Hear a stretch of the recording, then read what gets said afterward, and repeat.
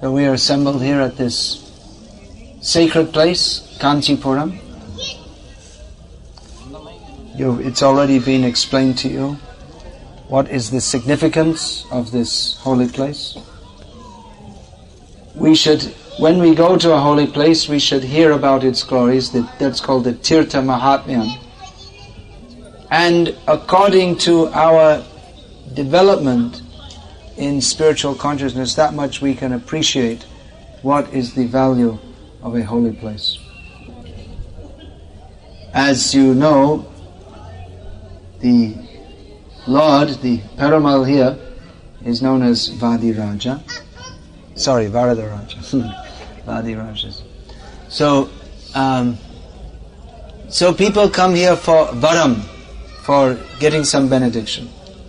According to our development in consciousness, we will ask for a particular kind of varam or benediction. The Lord is pleased to give benedictions to those who request them.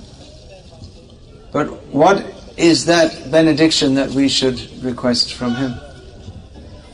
On His hand is the varam, it's written the benediction that He wants to give to all jivas, which is known in the Vaishnava Sampradaya here as the Charam Shlok of Bhagavad Gita, in which the Lord states that giving up all other kind of dharmas, you take full shelter in me, and I will deliver you from all sinful reactions.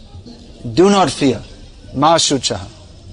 This material world is the place of fear, but the Lord is standing in Abhay Mudram. Do not fear. You saw this? Abhay Mudram. Don't be afraid. He will protect. So this is the best benediction that the Lord can give. Many people come to Him for material benedictions, but those who are actually intelligent, they do not ask for any material benediction. When the Lord appeared as Nrsimhadev, after killing Hiranyakashipu, he asked Prahlad, that Bhakta Prahlad, then what do you want from me? Now I shall give you some benediction. What do you want from me? And Bhakta Prahlad became a little angry with the Lord. Nrsimhadev is famous for being very angry. Ramba Kopam. Too much angry. So he was so angry that even Lakshmi was afraid to go before him. Even Brahma and all the devas, they were afraid to go before him. So they pushed Prahlad, you go and cool him down. Because he was so angry, even after killing Hiranyakashipu, he didn't cool down very quickly.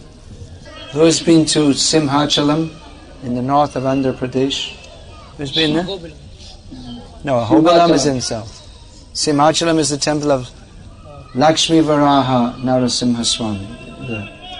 In that new book I made, there's a description of Simhachalam. So there, the Lord Narasimha Swami is so hot that they keep him under Chandan 364 days a year. And only on the Akshaya Tritiya, which just when only on that one day, they break the Chandan, everyone can have darshan, and then again they put Chandan for one more year. So it actually looks like a big Shiva Lingam, but underneath is the form of the Lord. So anyway, the point is that the Lord Nrsimhadev is famous for being transcendentally angry. Divya Kopam. So when he cooled down a bit and he said, all right Prahlad, now what do you want from me? I'll give you some varam, some benediction. And Prahlad became angry with him. That I didn't worship you for some business that I'll call you and you have to give me something. The Lord is giving benedictions because we have some desire, isn't it? But Prahlad said to Nrsimhadev that Yadi dasyasi me kamang varang shavaridar shava kamanam hridya sangroham bhavajastu vreneva varam. He said that if you want to give me some varam means you shall fill all the desires, but he said, you remove all the desires from my heart. So Chaitanya Mahaprabhu taught this also. Na dhanam, na janam, na sundarim, kavitam va jagadisha kamaye. Mama janmani janmanishvare bhavatad bhakti rahaitu ki tvai. So many people are coming here and praying to the Lord, but we should pray to Him for the benediction that may all our material desires be removed so that we can serve Him in the best possible manner. The Lord here has a very sweet, smiling face, so we can pray for the benediction that may the sweet, smiling face of the Lord ever be present in my consciousness. May I always remember this beautiful form of the Lord. As Prahlad Maharaj said, our only desire is to be the dasa of the Lord, to be His servant.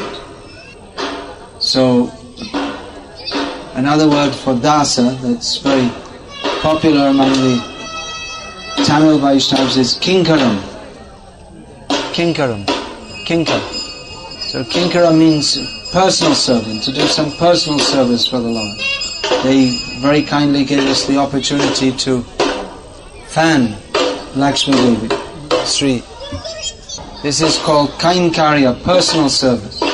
So the Lord is so kind that He gives us the chance to personally serve Him.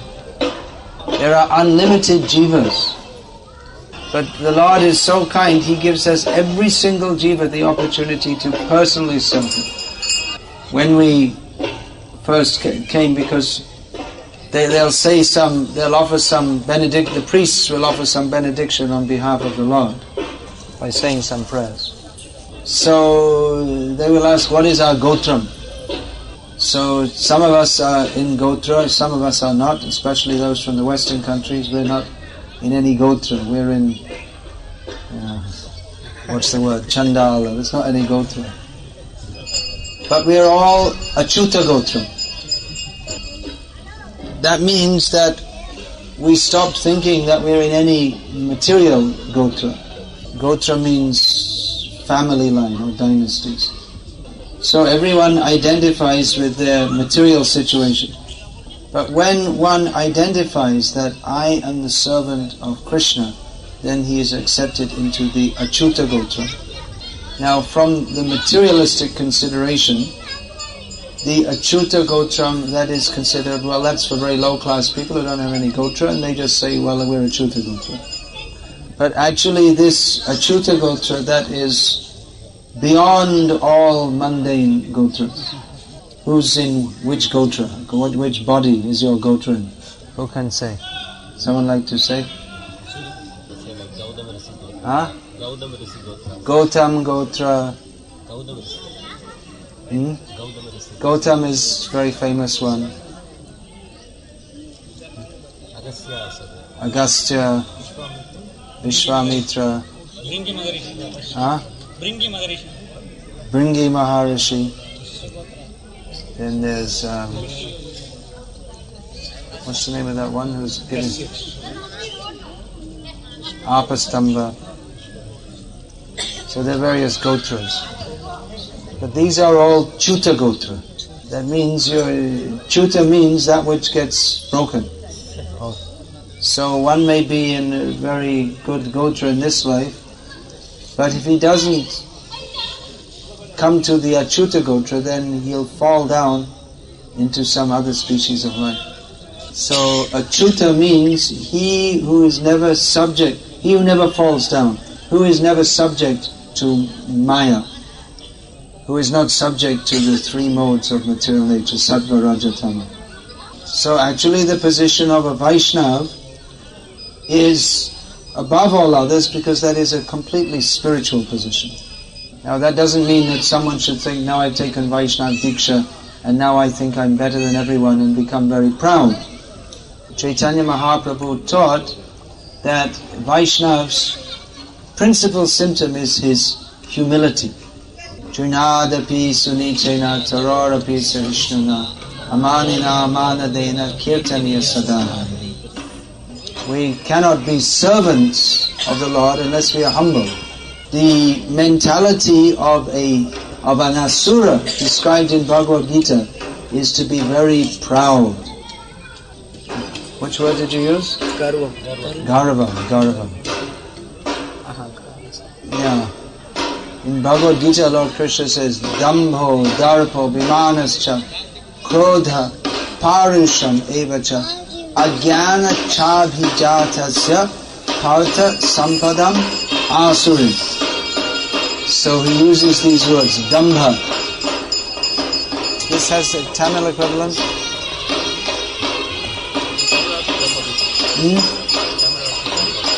That word is there, but not used much.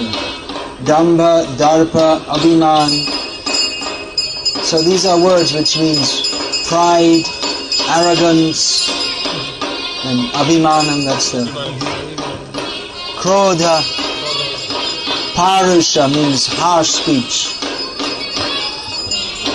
Then Ajnana Chabhijatasya, the asuric pravritti is ignorant. He may be a PhD or an MSc or something like this, but he doesn't know his relationship with Krishna. Therefore he's an ignorant fool. So a devotee is not proud, but actually a devotee's position is better than that of any person, because he's in the shelter of Achyuta Sharan. There are so many religions being preached all over the world, but this Shuddha Vaishnava Dharma, you want to relax for a bit? This Shuddha Vaishnava Dharma, that is the only transcendental religious process. All religions, they're all for getting some materialistic varam or benediction. We see that there are many Christian organizations preaching nowadays. And they say, you come and pray and you see, you'll pass your exam. Or you come and join our church and we'll give you 1 chicken every Sunday. Or anyway, if you become a Christian, then you have facilities from the government. So by mundane vara, they're trying to catch people. And in so-called Hinduism also. People, they go to these so-called gurus and self-made bhagawans for what I can get for my material sense gratification. But this so-called religion is all based on a serious mistake. It's based on the concept that we should be happy in this material world. And that Bhagavan or God, his duty is to supply our sense gratification. Even they have the idea we shall go to heaven and God will make facilities for us to enjoy there. Maybe free chicken 7 days a week or something like that. But transcendental religion means to understand that we are not supposed to try to engage him in our service, but we are supposed to be surrendered servants for his pleasure only. That we serve him because he is so glorious, he is so beautiful, he is so kind, and the real servant does not ask anything from Bhagavan. He only asks for the benediction to be engaged in his service and in the service of his devotees. Bhagavan is always happy. He doesn't require our service, but he very kindly gives us the opportunity to engage in his service so that we can become happy by serving him. It is natural for us to desire to be happy because Mamai Vangsho Jiva Loke Jiva Bhuta Sanatanaha. We are of the same nature of the Lord who is always happy. But the idea that we shall be happy without surrendering to him, without engaging in his service only for his pleasure, this is called Maya. So the atheists, those who deny the existence of Bhagavan, they're in Maya. And those who say that the Brahman is Nirgun, Nirakar, they're also in Maya, because it's not correct. Those who say that Param Brahma has no form, no shape, no color, no personality, they're also in Maya. And those who worship the Lord for material benedictions, that give me a new car, nice house, more money, American visa, and all this kind of thing, they're also in Maya. Now, that's not as bad a position as those who deny the Supreme Lord or who deny His personality. But that is not the transcendental position. That is not very pleasing to the Lord. What is very pleasing to Him is if we simply desire to serve Him for His pleasure. And unless we desire to serve Him for His pleasure, then we are likely to, in the name of serving Bhagavan, we will invent many strange philosophies. Now previously these great holy places were not simply places of archan, but they were also great centers of Vedic study. In fact, this Vadagalai, Tengalai, here is the capital of the Vadagalai, you could say. So there's some difference, but that is a philosophical difference. So previously there were so many great scholars of Shastra, because they considered it important that we should understand who is the Lord as much as He gives us intelligence to understand Him. And we should understand why we should serve Him, in which mood we should serve Him, what is satisfying to Him. All these points have to be understood very clearly. Otherwise, if we don't understand what He wants and how to serve Him, we may do some disservice. Just like if you come here in the winter, you may think, let me serve my master, I will give him. He may ask for hot water in the winter. You will give some hot water for bath. So if you come in this season, you think, 6 months ago, he asked for hot water bath. Okay, give him hot water again. In this season. That is foolishness. So we have to understand He is the Supreme Person. He desires to be served in very particular ways. Now, unless we understand all these points very clearly, then we will become subjected to be misled by some sentimentalism and foolishness. And it's with great sorrow that I see that many persons coming in very great families who have been worshipping the Lord in the line of Sri Ramanujacharya, that many are now, they're worshipping this Sai Baba or some Kalki avatar or some nonsense thing. So we can understand this because there's the shiksha, or the proper instruction, that parampara that's not going on in the way that it used to go on. It's not to blame. We have the greatest respect for these great persons who, generation after generation, they're serving the Lord. But we should take a lesson that we should serve the Lord and also hear and study the scriptures that have been given by Him to help us understand Him. I'd like to say many more things, but I can see you're all very tired. So anyway, I can ask for this benediction, and you can also pray that you please ask the Lord to bless me, that I may engage in the service of Srila Prabhupada and go on speaking these things for many more years. But just now, seeing that you're all quite tired after a long day, we'll finish here, and you please go and take rest. Hare Krishna, Krishna Krishna, Hare Hare, Hare Rama, Rama Rama, Hare Hare. Hare Krishna. One thing is, you might also, we're visiting many temples.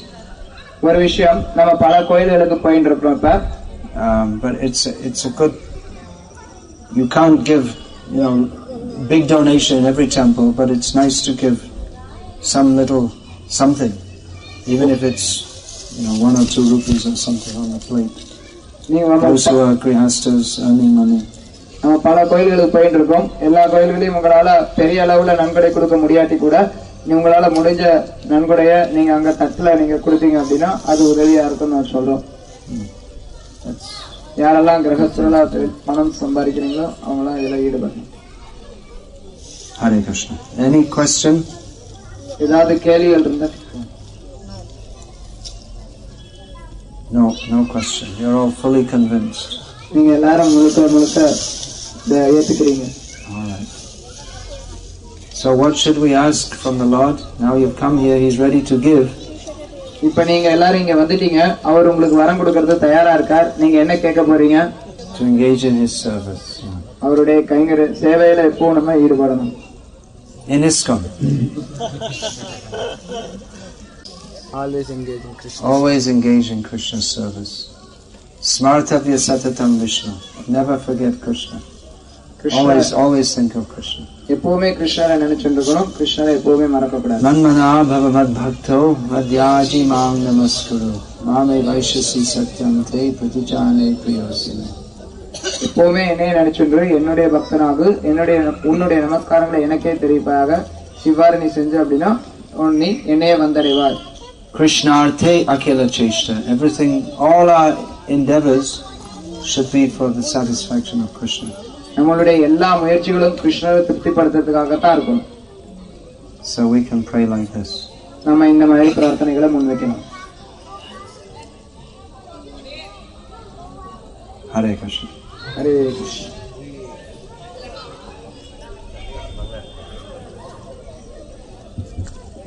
So we offer our respects to the holy priests whose for generation after generation their families are engaged in the service of the Lord.